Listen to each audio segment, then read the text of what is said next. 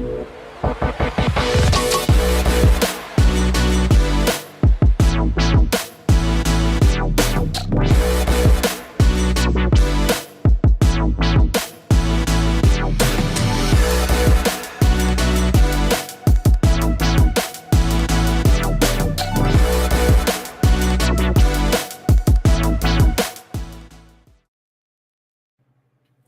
hello, everybody.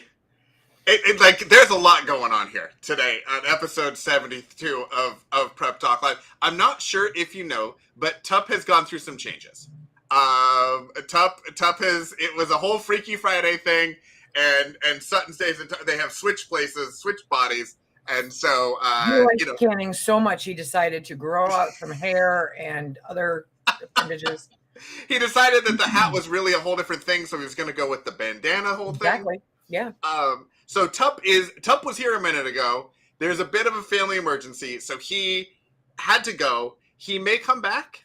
He's not sure of the situation, so he was running downstairs to go see. So he may pop back on if he can, and if not, then we hope everything goes well, and we will all send our collective best thoughts and wishes to him and all of that. And Sutton's Days and I will hold down the fort in the meantime. Be very afraid. Yeah, exactly. Sustainable Prepping may also jump on because now, this show has just taken on a whole mind of its own now. We just got people show up and check in and all this kind of stuff. It's a whole thing. It is. So I'm Casey with Cascadia Dispatch, and joining me as a special guest, host, co-host, the queen herself, Sutton's Days. You can call me Lisa. You know, that was a question I was going to ask you off air. Was how actually do you pronounce? Because I've heard people say Lisa, but the way that it's spelled, I was like, okay, is there an accent? Yeah. Is there a pronunciation that I should know? My mom had a thing for vowels, and so she threw it. Actually, she hated Liza Minnelli, and she was afraid that if she spelled it Lisa, somebody would call me Liza. I mean, my mother hated Liza Minnelli. So that's her reason. I thought you said she dated Liza. Oh no, hated Liza Minnelli. Yeah. But it's actually not as uncommon as you think, and it's generational. I have found it's very much in my age bracket, probably 7 years either side, and then it waited like a whole generation and came back again. It's not super common, but it's not unusual, and there's a lot in Australia that spell it this way. Oh, it's like the Australians. Aren't you very cosmopolitan with your Australian spellings of things? You know, I try. do you add you into the word color? Do you add? Oh yeah. I tried that when I was a kid. Yeah, I wanted to be super cool, so I tried to spell everything. Yeah, it wasn't super cool. It was stupid. But anyway, Daniel Taylor said, the 26 to 35 year age bracket, right? Yeah. I think that's correct. Yep. Daniel's on fire already. I know. The chat room is just Pony Girl is here. She's very excited that you're here. We got all caps from Pony Girl. It is. She's very happy. She is. It's like she was a Swiftie and happened to be at the Kansas City Chiefs game this weekend. Yeah. That's, I think, was going on. I saw something about that. It's a little odd. You saw something about that? Yeah. That's like the sun imploded and I think I may have seen a byline. I'm not a sports fan. Mm-hmm. I don't care. But what was it? Oh, I was scanning the New York Times, and that actually made the news in the New York Times, and they were, It was, yes. I will say it was an epic. She showed up at the game with some dude's mother. But what happened was, Taylor Swift. Are you familiar with Taylor Swift? I know Taylor Swift. Yes. Okay. Yeah. So she's the Swifties and the songs and all. Yep. Okay. Mm-hmm. So Travis Kelce is a really amazing football player, tight end for Kansas City. Okay. He has a brother. They're both seemingly very nice gentlemen. I don't know if there's something problematic in their history that I don't know about, but from everything I can tell, they're very nice people. And last year, they ended up playing in the Super Bowl against each other. Oh. And their mom is a wonderful she's from Ohio. She's a very nice Midwestern mom. Yeah. So the whole Super Bowl was like her mom was like their mom was like a celebrity and on all the shows, and they called it the Kelsey Bowl because it was like all of this stuff. Yeah. So then they did a documentary about the brother who plays for the other team because he was going to retire. Oh, Sustainable Prepping has joined us in our Taylor Swift, Travis Kelce Hello, prepping I'm learning roundup. about football. Yeah. Mm-hmm. Hi. Sutton's Days did not understand why Taylor Swift and Travis Kelce made the front page of the New York Times. And so I was trying to explain a little bit of the history of why this happened. So they have a podcast. The Kelce brothers have a podcast. And Travis Kelce said, I went to her concert. I tried to get her a friendship bracelet with my phone number on it because she's my celebrity crush.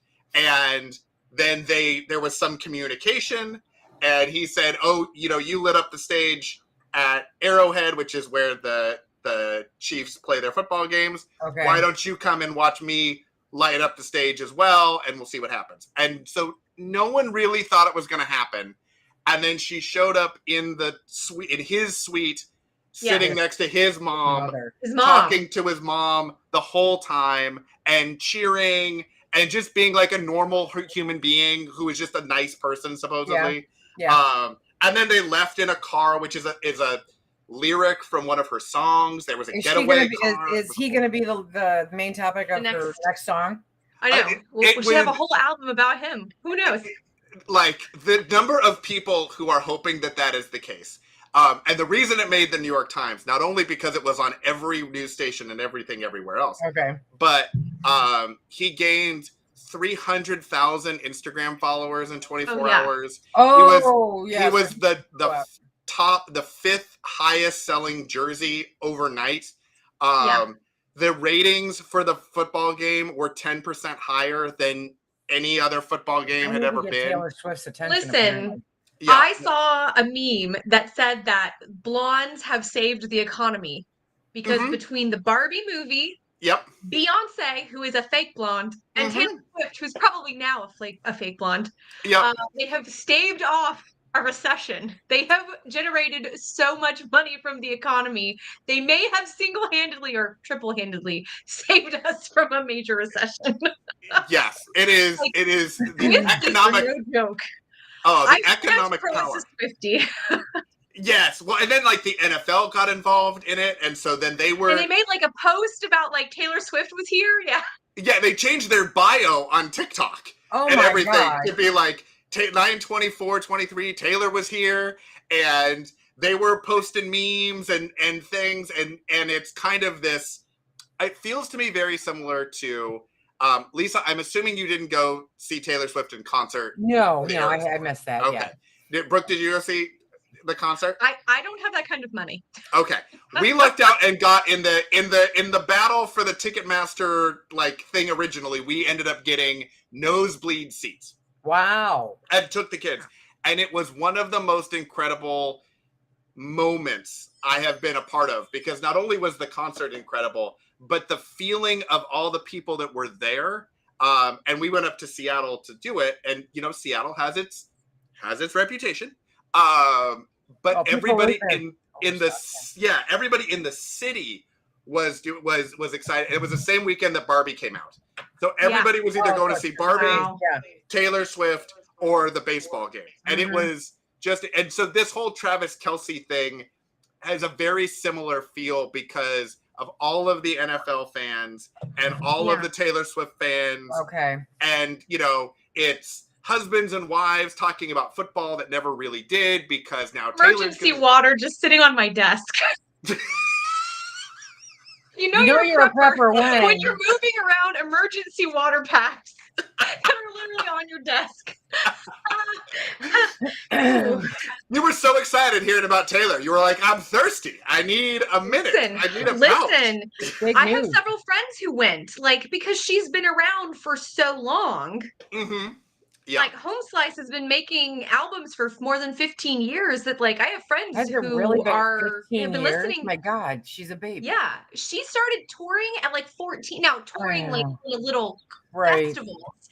But she's 33 or 34 now, and she's been touring since she was 14, 15. And I think she started opening for Luke Bryant or somebody. Oh yeah, I don't remember. Like 16 or 17. Like she's been at this a long time. She's got a huge volume, and so I have a lot of I'm from the South, so I have a lot of friends who knew her when she just did country, and watched her evolve into this like sort of Americana pop music, but knew her when she was like a little country thing and had, the Kanye interrupting her and whatever, like that 15 years ago. I mean, it's wild to think about. But so I have a lot of adult friends that are in their 30s and early 40s that like went to go see her with all the little teeny boppers because they've loved her that long. Like they've followed her music and her career for a really, really long time. And so I did not go because I bought a house instead. And look, that is fair. Every penny that I had to spend went to buying a house. It's a good plan. I am officially older than fart dust, but okay, yeah. All right, so back to prepping. Back to prepping. Yeah, exactly. What was the topic tonight anyway? So, all right, so too much prepping. So I was having a feeling this week where sometimes you go through those times where you're like, I just don't want to think about prepping right now. Like, I don't want to think about another prepping project or the world coming to an end or whatever. Like, you're just kind of burnt out and like all of that stuff. And I'm curious, okay, does anybody else ever feel that way? Does anyone else have like what are strategies for like, as people who have kind of gone from, I would say, prepping moments to a prepping lifestyle of like, it's all prepping all the time in everything that we do. How do you disconnect a little bit from that hyper vigilant, always thinking about stuff into like, okay, I'm just going to take a nap for a minute and then we'll get back to it. Go ahead, Breck. Well, I took a pause on my channel. Those of you who do follow me, if you don't follow me, I had a channel I started in 2020 and I took a 6-month break because the hypervigilance and honestly the prepping community so focuses on the negative. We have a bad habit of, because we want to be prepared for disasters, we're looking for the next disaster, right? And some of our fellow YouTubers can be the worst about looking for the next disaster. Is that a saying? They're just the worst. They don't even know they're the worst about the disaster. They're just the worst. Listen, sometimes. I have learned a lot from some of the OG prepping channels. I kind of fangirled over Lisa last week, but it's true. There are channels that have been around for a long time, that have been around for 7 or 8 years, and you are not one that has ever made me feel afraid of things. You've always been so even keel about stuff, but the biggest channels aren't like that. And they're big because they sell fear. And I had to walk away. I had to just say, I know what my preps are, right? I've met all the benchmarks that I wanted. Right now, the best thing I can do is be present to my family. I've got 4 kids. My youngest are twin toddlers. So, we had just moved states and we're trying to buy a house. The best prep for me was having good mental health and taking care of my mental health and my physical health. So focusing on getting my mental health in a good space, going to the gym. I go to the gym every week. I'm getting my guns. But and you have arm muscles too. It's a prepping joke. It's a prepping joke. It's someone had to say it. I just think that sometimes you do have to press pause and accept that like you're not going to add to your pantry every single week, or you're not going to do every DIY project every week, and you can have fallow periods. Like, we're not meant to go 24/7. Rest is, heaven forbid I say the word Sabbath, right? But rest matters too. So that's my opinion. That sometimes you're allowed to say, taking a break. 100%. Top, how are we doing?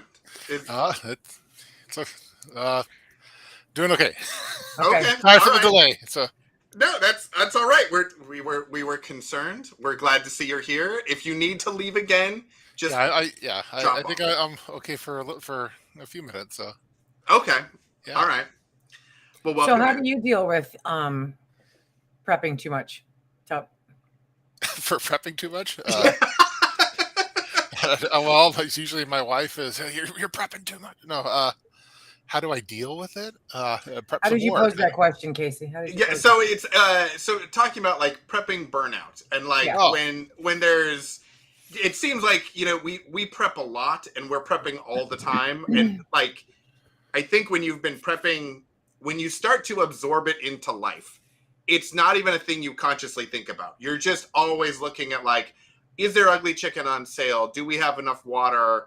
Have we saved enough money? Like, you're just constantly, it's part of your filter of how you take in information and process it. And at a certain point, like, it can be exhausting and you're like, okay, I would like to just take a minute and not think about all of these problems.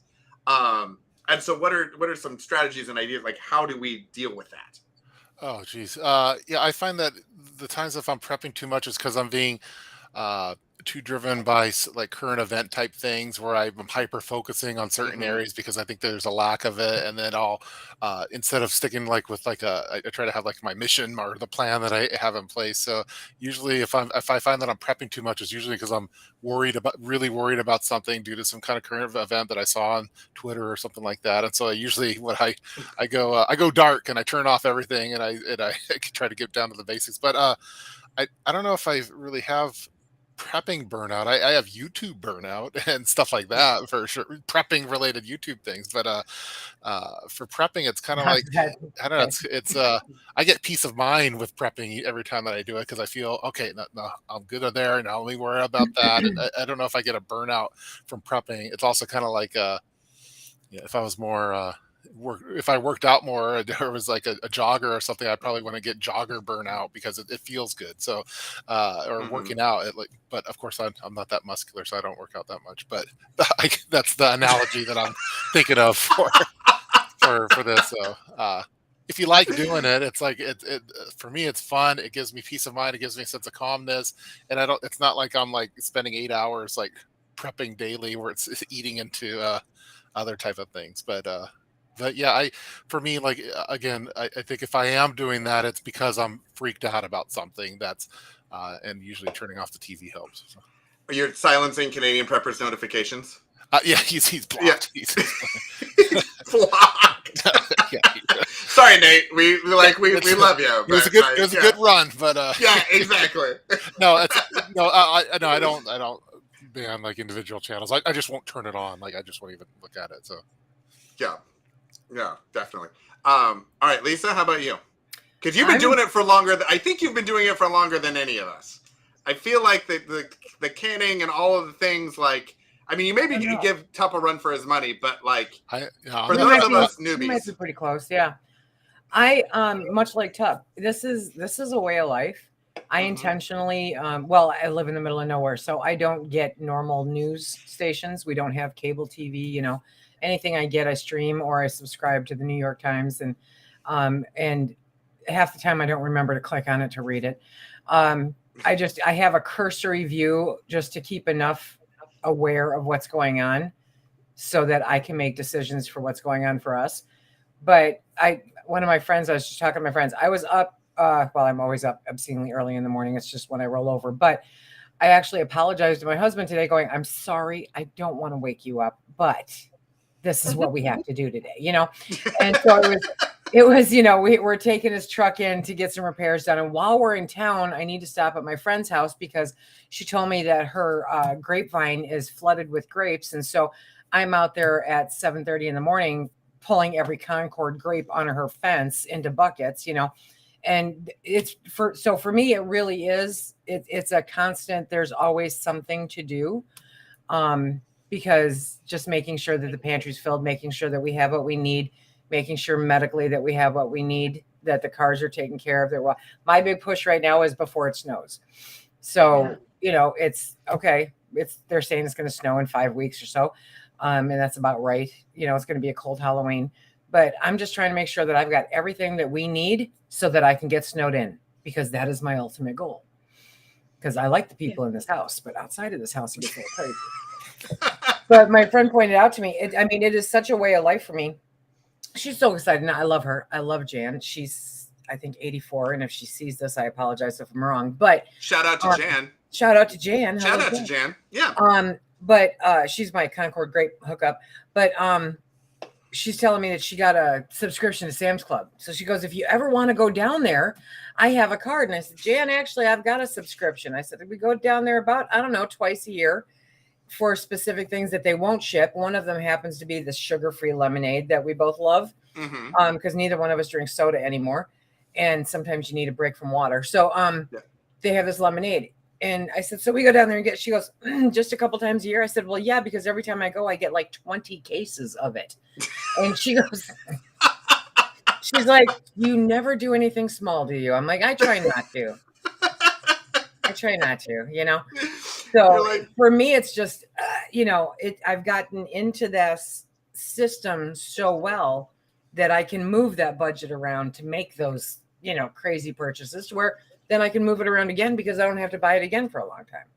So I love that you were talking about that the truck needed to go into the shop, and everyone in the chat was thinking it was like a pickup truck. And then you talking about your Sam's Club things, we all realized that it was a semi truck. Wouldn't that be cool? Mm-hmm. Phil would love that, actually. Phil's an old retired over the road driver. I hate driving. Yeah, I get south of town anymore, and I get white knuckled and freak out. But yeah. So we I like my town of 900, So we need to get you one of those Teslas with the auto driving capability. Sweet God, no. I will never, no. I just wanted to see how, did you get a physical tick or did you just scream and upturn the table when I said? No, not good. But I guess I haven't experienced burnout because it's like getting up in the morning and brushing your teeth. It's just what I do. It's not my hyper focus. Mm-hmm. And sometimes you do have to stop and redirect depending on what craziness is going on. But for the most part, it's just what I do. So I have a theory, but first I have to call out, we got this fantastic comment. Love the new format with the multiple guests and point of view. Yeah. Look at us. Just moving on up. Just making it happen. That's amazing. You are wrong. So I was thinking as you all three were talking about this, and as I was relating it to my own experience a little bit, did you grow up with prepping and these sorts of activities as part of your life and part of things that your parents were modeling for you? Or is it something that you came to later in life? And the reason I say that is, for me, we grew up with some, especially financial preparedness sort of stuff, but we weren't canning or anything like that, necessarily. And then I kind of came to it later on, and now it has become a thing that I think about. But I feel like it's when you pick up a new sport or something, it's new and you love it and everything, but also you're not fully used to it. It's something you have to put extra effort into. And I'm curious if any of you grew up with that. So it was more of ingrained from, childhood that this is what we do. And so it's maybe a little bit of a more normal thing. No, I grew up insecure and broke. Did you always live in the country, Lisa? No, I grew up in a suburb of Detroit. Okay. Yeah. Because I wonder if people who live in small towns like you do, where supply lines are naturally more fragile than in urban areas where at least there's the illusion of more secure food lines. Supply lines. If there's a reason why prepping is more prevalent, because you could easily be snowed in where you are. At least you talk about being snowed in. That's a very real reality. I want to be snowed in. God is not cooperating. Okay. Well, I used to live in West Virginia where that happens. So I was everybody was a prepper without thinking about it, because you could be snowed up the mountain. Right. I mean, some of the little towns, there was a little town called Helvetia about 40 minutes up a mountain, and every year the one road in washed out and they had to rebuild it so people could get down. So you had to plan for months that you were stuck up, up the mountain without being able to get down to the one Walmart, which is where I lived. So they would never call themselves preppers. That wouldn't have made sense. They were just preparing for winter. That's just the way life is. Yeah, that's just the way life was. And you don't do that in the city. I mean, definitely. So I think in this instance, there is, to an extent, I'm actually surprised at the number of people that I know in our area that could not make it 3 days. Yeah. I mean, that always just astounds me. Now, the farmers down the road, this is just what you do. My neighbor's losing her ever loving mind because she put her garden in late. She's just starting to harvest everything. She's got pigs that have to be slaughtered. She's got cows that need to be taken, and oh, by the way, it's going to snow in a few weeks, so she's trying to play catch up and get all that done so that she's ready for it. But then there are other people, down the road that honestly, if something happened and they couldn't leave their house, for 3 days, they'd be hungry. And I'm locking my door. I love it. It's like nature's moat. Just give me the snow around me and just blockade, and that's fantastic. Yeah. Did you grow up like, so prepping, like there's lots of different pieces to prepping and everything else. And like I've said a lot, like the financial preparedness thing, like that was a thing growing up that like I feel like I got more than a lot of other kids did, but like a lot of their families went camping and our family never went camping, and their families canned jellies and things, and our family didn't do that. Right. So it's kind of different skills and different skill sets, yeah, and like, okay, if you go camping, then like all the gear that goes camping. So like when I was trying to figure that out, I was like, oh, I have to figure out all the things I need to go camping and then actually go camping, which is a whole different proposition. See, now, and I've got a friend, he could, I don't, we might see him a couple times a year, but he's kind of local. And his idea of camping is, I'm going for a walk in the woods and I'll see you in a few days. Yeah. Regardless of the time of year. He's into foraging. He's into that, so it's totally what interests you. And that's the road that you end up going down, but he also does it because, well, he's always, grown up broke and whatnot. So it just depends on your perspective, I guess. Tup, how about you? Are you foraging for food in the woods, or you're, Yeah, well, I'm first generation prepper, so I'm the first of my name. First of my name. Top one. I'm top one. I'm breeding a whole new set of new preppers that coming out. They're going to be better than. Does your wife know that you're breeding a whole set of new preppers? Yeah, she I knows. feel like we all right. Is this like a sister wives show coming out on TLC, or oh like God. What's happening? I don't see her putting up with that, honestly. Yeah, No. I didn't either, but maybe the TLC money is really good. I feel like Mrs. Urban Prepper would not allow. I don't. She wouldn't go with that. That would be limping hard. But yeah, no, I think like my grandparents, I know they would always tell stories about like from the Great Depression and stuff, and like what they got for Christmas. When my grandma told the story where her and her two sisters during the Great Depression, they each got a nail file for Christmas, and so that was like, I think they didn't call it prepping back then. I don't know when prepping became a term, but I think they always would store food and stuff like that and have stuff in the pantry, but it was just like normal. It was just like what you did. Times, Type thing. I think that probably the baby boomers, maybe they got out of it. I don't know. At least that's when they came up with the frozen dinners and convenience. Let's make the just-in-time delivery type stuff. Right. Maybe that's what it was coming in now. Yeah. So it skips a generation now. This is the generation of the preppers, and hopefully the next. I think maybe with COVID, I think we're still a minority. You think? Yeah, probably so. Hopefully, you would think after COVID that it would make a lot more preppers, but you would think so, but. I saw people that are like, oh yeah, we're going to do this. And now they're like, well, we're fine. Yeah, we're good. Yeah. Well, but I think too, I mean, and this is my bias, because this is the population I'm trying to reach with my channel isn't people who already do prepping. I'm trying to reach all those people who are like, well, maybe I should have more than toilet paper. Like, what else do I need? I'm trying to get to the working millennial, if you will, right? That person that remembers the pandemic and is like, I don't want to do that again.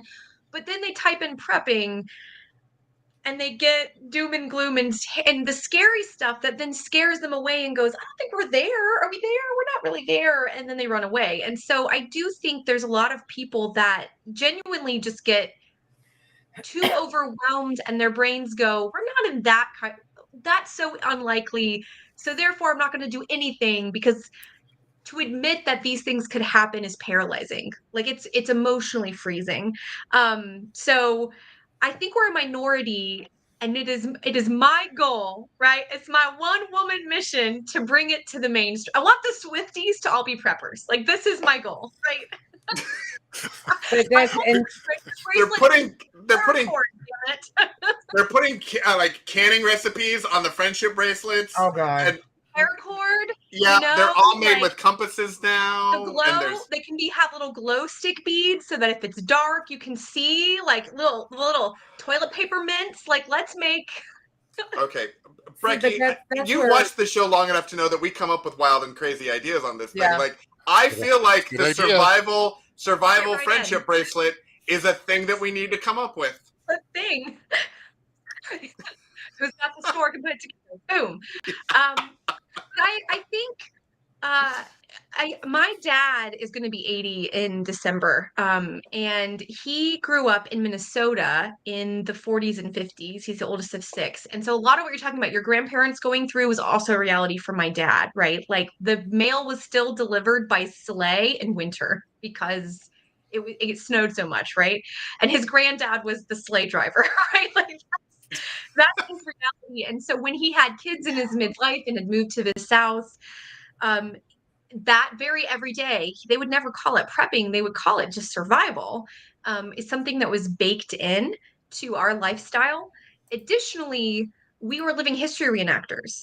So I grew up primitive camping. I grew up cooking in cast iron oven over an open fire 4 or 5 times a year. We didn't can. Like, I didn't know about canning it. Well, I knew about it like peripherally because I have family in like deep Alabama, but like nobody I knew did it because it's so labor intensive. But yeah, I think it helps. ATF has entered the chat, and just like I feel like what we need to do is I need to go to like a different screen setting. Like, we'll go to like this screen setting. Yeah. Like, you and I could just be over here in the side. ATF is I first met ATF in the year 2011, and he's nonstop. He always comes clutch with slightly insulting. That's just been all in love. So for over a decade, for about a decade and a half, ATF will, it was good this week, or he'll talk a little smack, but I think it's all in love. So that's pretty funny. But I think he is right. It is more interesting, and I think I always like Sutton State's bandana. Now that I know that she's from Detroit, it makes me think of some Sutton State's gang that she was in back in the day. Yeah, and then sustainable prepping has the cool, tank top looking thing. So I mean, but we got some hardcore. Brett brings up a very valid point, because because you're carrying the show now again.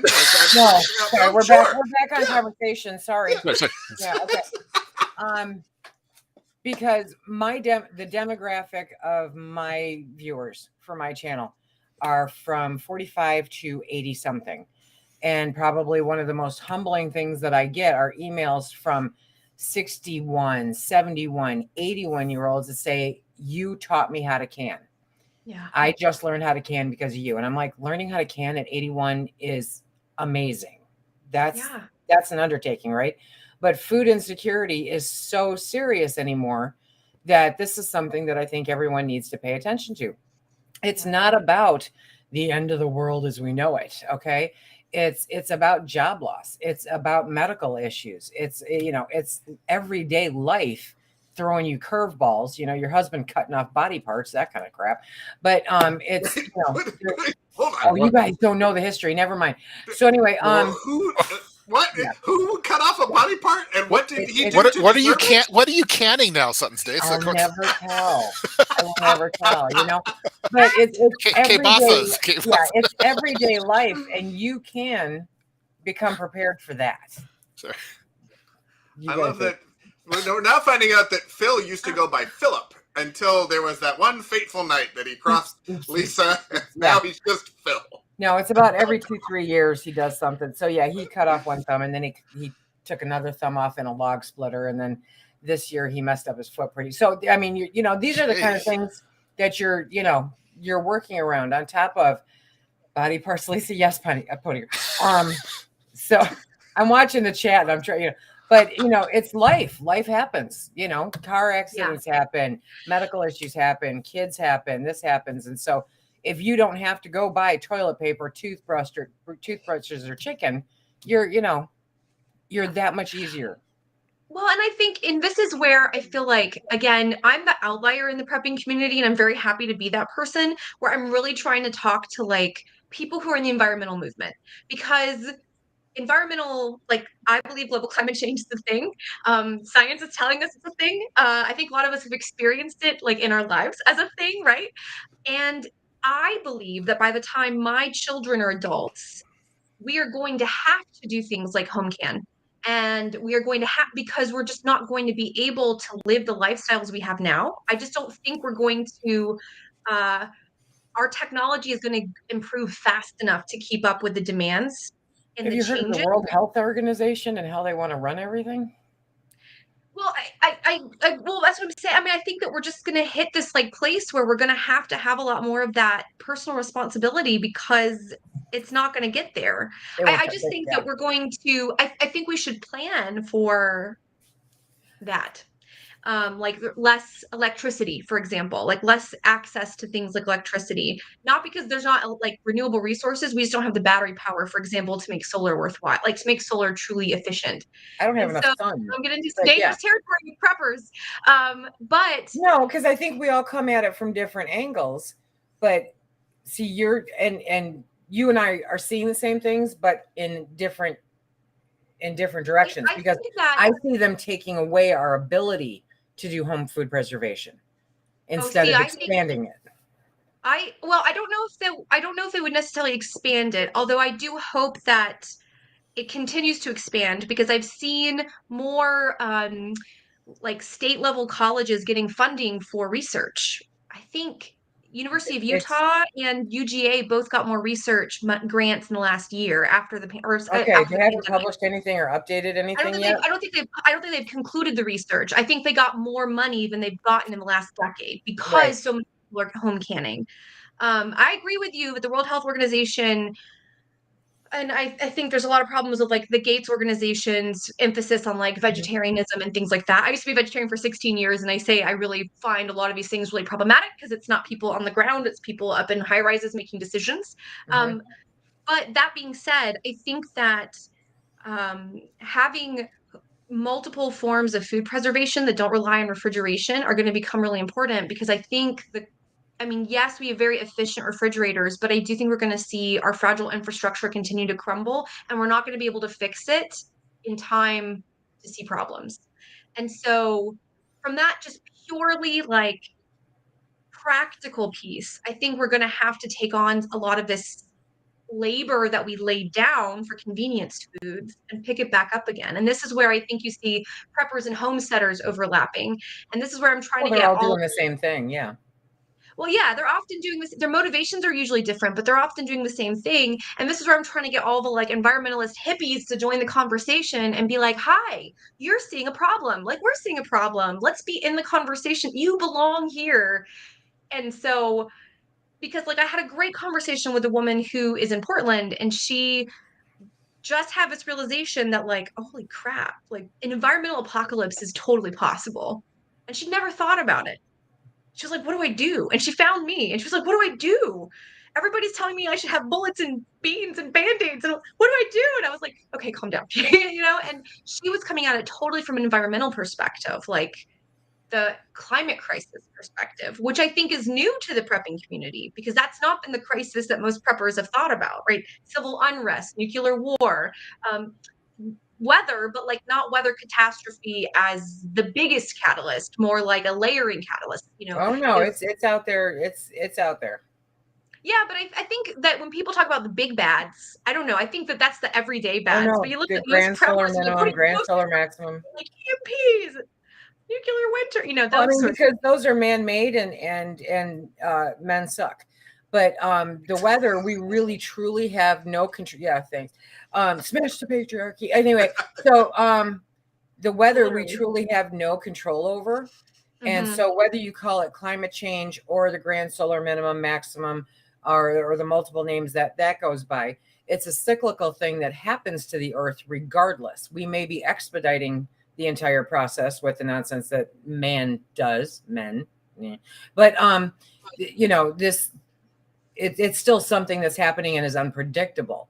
So I've actually done quite a bit of reading on severe weather issues because we're in the middle of them. They're happening. Yes.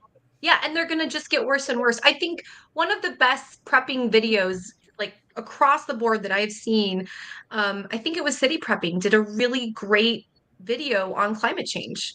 And he kind of went out on a limb because that's not something that preppers talk about, but he did a really lovely, in-depth, well-researched, and he's a scientist. That's his background, is microbiology. I think he was but I guess if you put the term prepper, you put the term homesteader, you put the term climate change, regardless of what you call it, the climate is changing.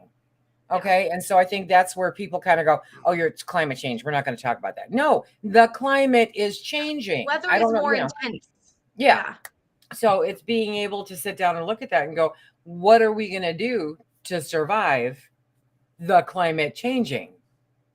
So Daniel, we're just the girls to be quiet. Well, actually, I was just thinking that. I think Breck and I are just going to sit back now. You guys go.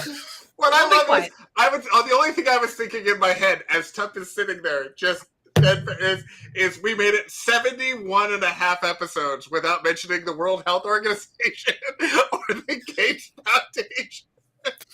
Were we not supposed to? Here I am ruining your streak. Were we not supposed to? You're welcome. Nobody gave us a rule.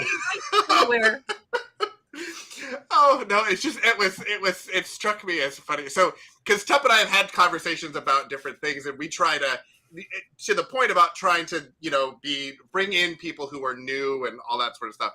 So we generally try to not talk about like politics or that sort of stuff. No, politics and religion are out. Yeah, and so it was just tinfoil hats can be all different shades. Exactly.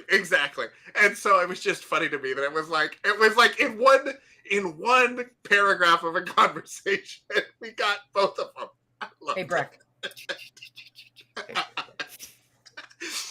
I love it.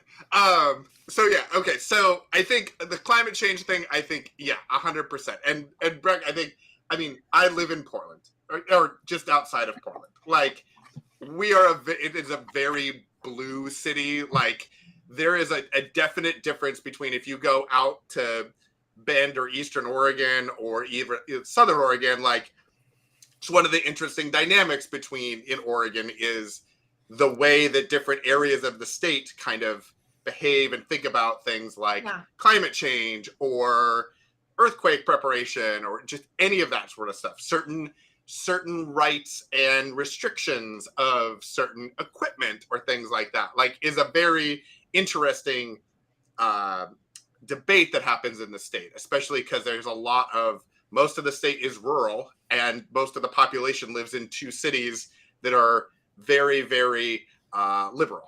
And so there's a lot of half of the state wants to secede and go move to Idaho. Like that's a thing that they Georgia is like that too. It's a thing that they think can happen. It's like, okay, can we spend time on something that's gonna happen and not you made a lot of signs. Why? But anyway, I digress. So I think that there is this kind of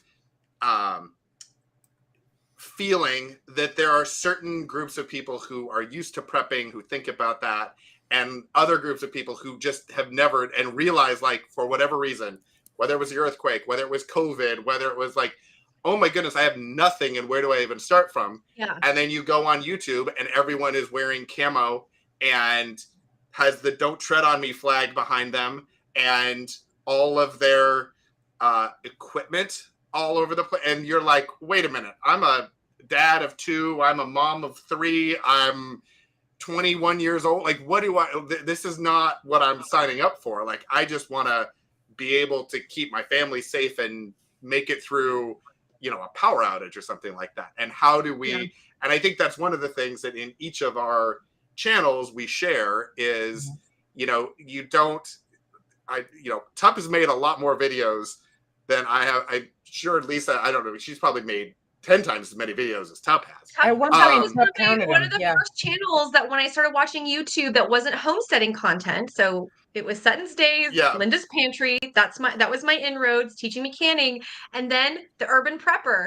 And I watched all your module because you're the only one that does all the modules. Like, you have everything so organized. It was amazing. You see today's video? Tup put out a video today. I did. And I was so wildly impressed with the 3 coin. Those 3 coin purses were like, damn, I gotta get those. Yeah. Little OCD helps out. Absolutely. I don't know. I'm trying to figure out how to respond to the topic, but I think I've always tried to treat prepping fairly universal because I don't want to. I think you don't want to polarize your audience because it's whatever it takes to inspire someone to be. I used to be like anti-zombie preppers, like the people that were making zombie bags. But I think there's like an intersectionality between prepping causes that, as long as whether you're worried about a worldwide climate catastrophe that happens, or you're worried about zombies or aliens, or you're worried about economic collapse or the doom and gloom stuff, I think you're going to get some of the same preps. You're going to be prepping, and you'll be less of a drain on the grid if something were to go down. So to me, at least what I present on YouTube, I wouldn't want to really present it with, I'm going for this audience, because then I'm going to alienate this other audience. And then the whole point, I think, is to get more people into prepping. But I as far as like, I don't think they want us to be self-sustaining. I don't know if I agree with that part. Because if they would, like when you go to Home Depot, instead of showing green, it's going to be a necessity. They can't stop. Is what I think is going to happen. Yeah, I think it's all a money thing. I mean, they would be promoting, instead of having green grasses on your front lawn, they'd be promoting home gardens and stuff at Home Depot. And I don't think I think there's so much that's money related. But yeah, I'm a fan of everyone prepping, because then it's for the greater good. So, which is nice. The more people that do it, with the less. Yeah, when something goes, like if like during COVID, I bet the preppers weren't the ones going over to Costco and buying all the toilet paper, right? Exactly. And depleting grocery stores and stuff. We were like, oh, I get to test out my gear. No, seriously. I mean, when we had the lockdowns, our big treat was to go to the small market and get cheesecake, because I didn't have cheesecake, but we had everything else. Yeah. So it's like, hey, we bought milk and diapers. That's what we went to the store for the most part. I got fresh produce if we needed it. Yeah. It was the comfort stuff. Yeah, the right? comfort.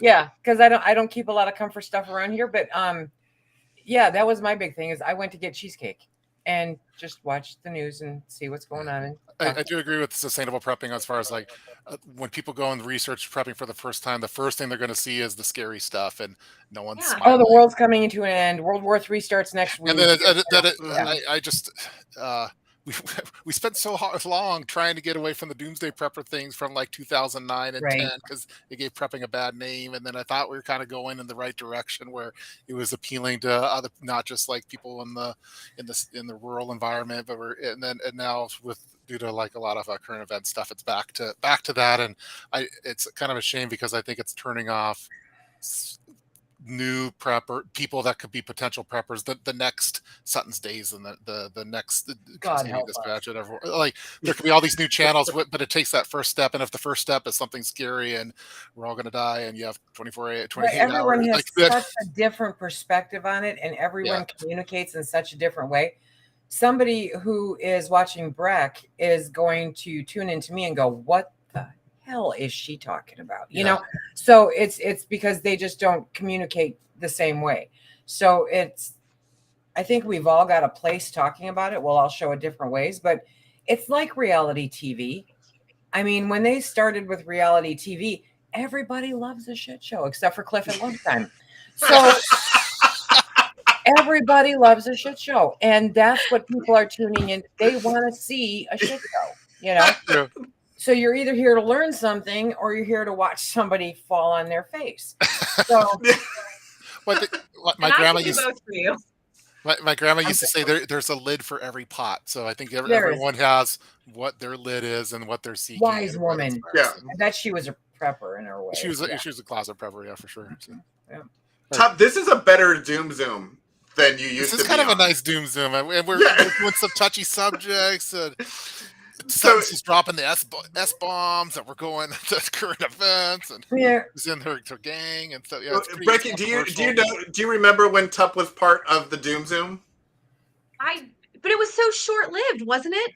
Yeah, it was very doomy. The legal teams between the powerhouses they got involved, and I remember wondering how that was. And it was like Chris and Nate and the other guy, and I didn't follow the other guy, so I was like, "Who is the fourth?" Well, I'm sure a lot of people thought that of me because I always thought it was funny because they're all real serious. They take it real serious. For sure. Oh, they're very serious. And then I'm cheesing it up on all these topics. Like, you kind of leveled it off. Yeah. No, it wasn't Canadian prepper. It was the dude with the full spectrum. Full spectrum. There you go. Yeah, and he's I mean, he's a hardcore prepper. He's like the real deal, like where he's like animals, underground bunker. I don't think he has a bunker, but as far as like a homestead and stuff, and he lives barely off the grid. He has his home studio for it's really impressive, like how. And I've always been impressed with his speaking abilities because I'm always flubbling over my uhs and ums and stuff, and he's like a polished. He was the Chat GPT for preppers before Chat GPT was a thing. He's just flawless. So, but it's just a different style too that it appeals to. You know.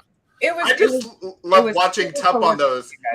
You could just see like the doom in all of them, and then Tup tried to be like, but like there was nowhere to go. Yeah, I was always trying to make him laugh. It makes him human, but there were some good conversations. We've been trying to. We have an email thread that we're trying to get stuff, but you gotta. These are juggernauts that we have to schedule and stuff. So luckily we don't have that issue. We're like we have you and Lisa and you know that's what Becky and I are just here to like hang out. Yeah, that's the whole thing. Nothing to worry about. We can be the comic relief. We're just chasing clout. I think they're keeping us on topic because normally Casey and I would be veering off into some random direction and something. So no, we're that is the one thing that's different. That is the one thing that's different. Yes. Yeah, she's kind of cleaning up our act a little bit, and I like it. Yeah. No, this is a fantastic thing here we have going on here. We didn't talk about boobs at all tonight. Well, yeah, I wanted to get to that. There's two things we didn't discuss. Okay. The left one and the right one?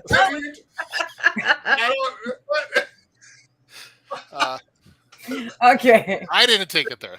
Yeah. Oh, you didn't. Oh, sure. Okay, that's fine. Yeah, this is great. I can't tell if I don't know Brecky well enough yet because we've only had her on one. Like I can't tell. Sometimes she makes a face, and I'm like, "All right, is she over us? Is she just done?" I am terrible and then she comes at back lying. and laughs, and I'm like, "All right, we're good." Everything I think is here. Although I was trying to read through some of the comments and try to figure out like who was saying what. So some of that could just be my reaction to comments as well. But yeah, I can never play poker because I literally can never lie. Like my husband knows it. Everything I think is like right here. Like I'm just like, ooh, like I just, yeah. No, I'm not over you guys. I was trying to follow the There's some comments that didn't make sense, so I was. That's all right. Now that you're on this side of the chat room, like you can just see, like it just goes, and you do the best you can to keep up. It's wonderful. It's wonderful to have people who are chatty. I've been behaving myself by not addressing all of them. Yeah, well, on Sutton, when you're doing your solo one, it's amazing. Hilarious, but then it's painful not addressing them all. Yeah, because no prepper can do a poop bucket video and keep a straight face while doing it. I could. Challenge accepted. So we know what's coming out next week.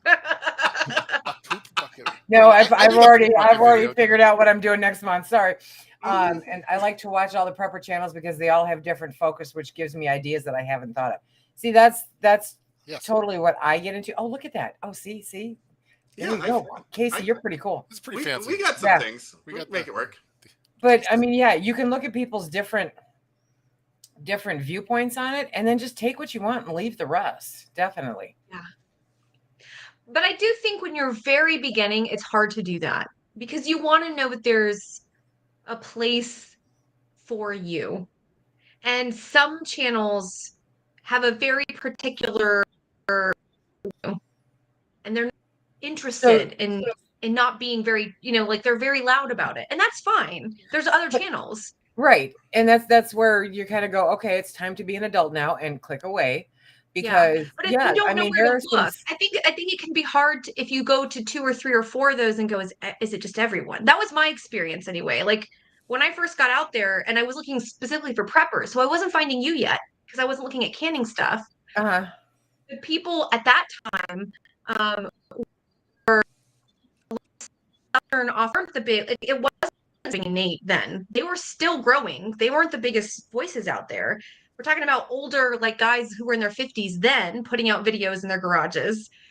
And they were the ones making the most videos. And I was just like, you are very angry. Is there anybody talking about prepping that's not angry? And I eventually found TUP, and I eventually found City Prepping through TUP. And then I eventually found, some of these other names that we know. And then I got more into homesteading, and that's where I found you, Lisa, and Linda's Pantry. And, a lot of the women who are teaching pantry preparedness, really the homestead preparedness overlap. And that was really great. But there was a time in which, I lived outside of San Francisco. Like I did not live in an area. At the time, I had no interest in living in a rural area. Like that just didn't apply to me. So I was like, garage. I rent a room in a townhouse. Like I have a bed I can put things under, and that's it. Someone help me out.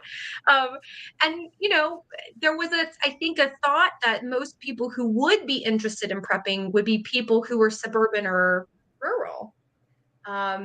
And I think that's changed. I think that there's a lot more people talking about apartment prepping. TUP has talked about apartment prepping and stuff like that. I think that's more common now, but I feel like, 8 years ago, it wasn't as big of a part. You had to really look for it.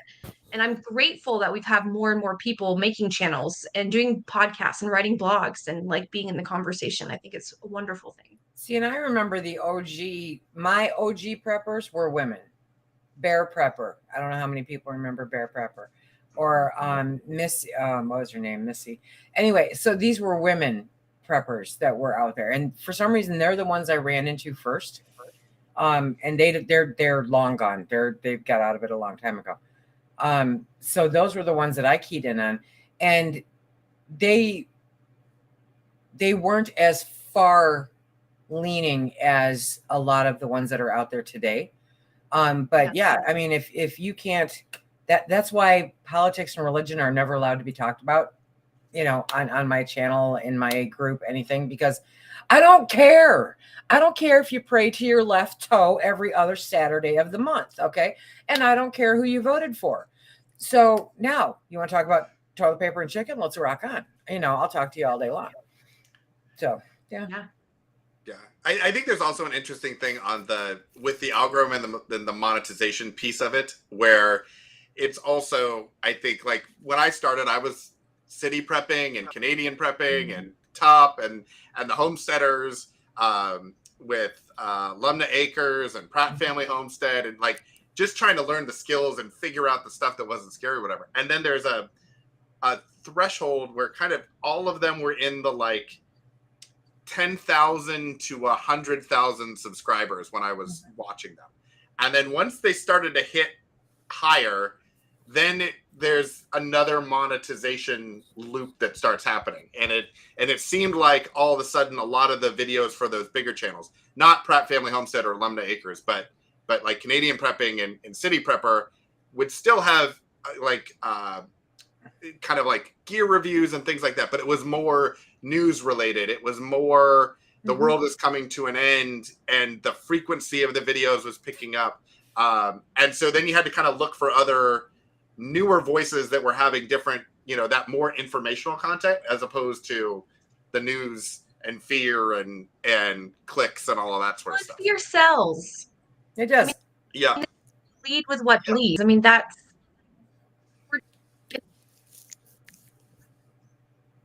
when your YouTube becomes your business, you have to make money. It becomes a business, and you figure out what sells, and what sells is people being angry and afraid. And again, that's part of, for me, the motivation of hopping on YouTube. Like, who needs another prepping channel? But I decided to do it because I didn't want to lead with fear. And my tagline used to be fear-free emergency preparedness. Like, that was what I used to say every video, because biggest channels, unfortunately, do lean into the fear clickbaits or the anger-inducing clickbait because it makes you money, right? I mean, Tup, I think it's the reason why you're not at 1 million subscribers, because you didn't do all the fear stuff. You're funny. Like, you're trying to get people to do it from this, like... No, he's organized. No, he's also generally unlikable, and there's a whole backstory. He's a horrible person. He's been canceled several times.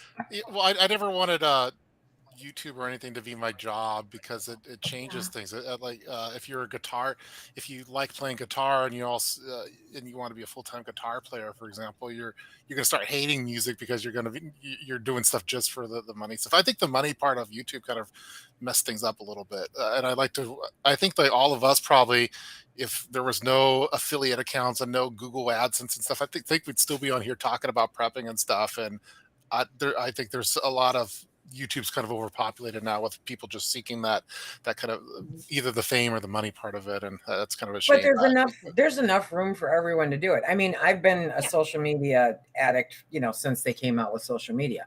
I always thought I loved AOL chat rooms. I would go into prepping AOL chat rooms. Did I mention I'm older than fart dust? Okay, so when sorry. It's just, I have always lurked in prepping message boards or homesteading message boards. I've always lurked in those to see, I thought it was genius when I found out you could stick dryer lint in a toilet paper roll and start fires with it. Holy crap, So, I mean, you're around long enough, all this stuff just keeps regurgitating. But you're never going to run out of people that want to learn it. And you're never going to run out of people that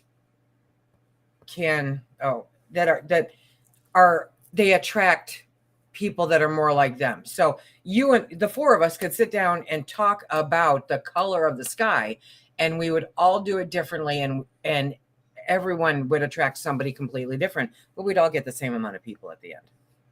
Except for Tup, because he's unlikable. No. See, all he has to do is just unbutton one more button. All right. Okay, here it comes. Someone said in my video, because I had the same outfit for my video, they thought it was a Catholic priest, is what they said. Yeah, Catholic priest. There's been some great. That was the comment I wanted to. Yeah, that's an awesome comment for Vermont gardening. So first time viewer and commenter in 10 minutes, I've discovered this is what I've been looking for, and just sub to each of you. Well, thank you very much.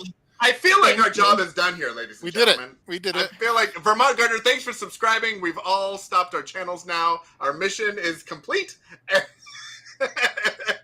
Pigsfly has a request. Yeah, I like that EDC request. Wait a minute. Pigsfly has an EDC and I'm gonna have to run because my kids are about to storm the office because they have to go to piano lesson. So Okay, hold on. What's Pigsfly? Should do an EDC. What you carry in a bra? Okay. All right. I carry my boobs in them. All right. Well, maybe next week we'll do EDC or something like that. Well, stay tuned. Kevlar lined. It has soft body armor. All right, everyone. Well, thanks for joining. Thanks for tuning in. If you haven't already, subscribe to all of the channels, all of the people, all the time. And thumbs up, and we'll see you next week. Okay. All right. Thank you, guys. Bye, everybody. Bye.